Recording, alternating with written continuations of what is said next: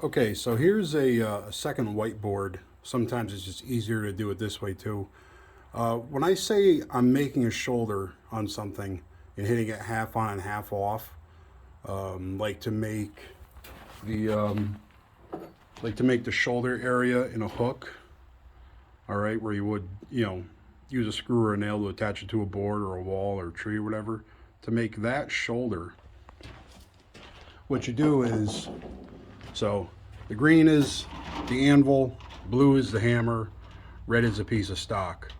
So you position the stock where you want to make the shoulder on the sharp corner of the angle of the anvil, the sharp corner of the anvil. You place your stock on it, and you notice the hammer is hitting both the piece on the anvil and the piece off of the anvil. Okay, you drive that straight down. So what happens is, come over here now. Again, you have the hammer hitting down, both on the material, both on the anvil and off of the anvil.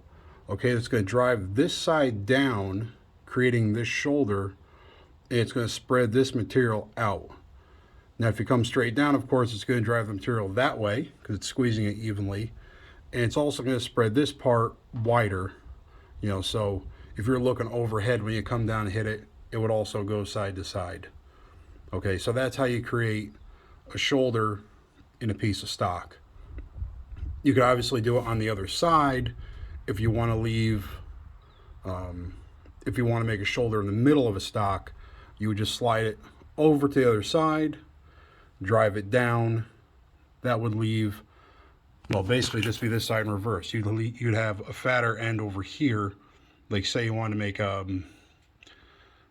have some mass for, say, making the fork, like the head of a fork, having enough material to make the tines, or a leaf head, which I'll show you later on another day.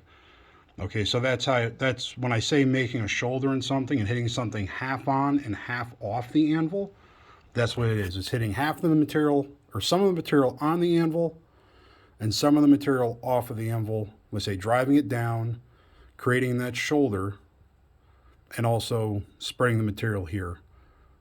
Most common, you'll see me doing it with hooks, but if you want to make a joint and you want another piece of stock to sit in against this, maybe like a crossbar or something, you're going to put a rivet through the top, to hold it to fasten it together. That's what I'm talking about, hitting half on, half off, and making a shoulder. Okay, hopefully this helps someone who's learning. If you have any questions or comments, don't be afraid to ask. I'll answer everything to the best of my ability.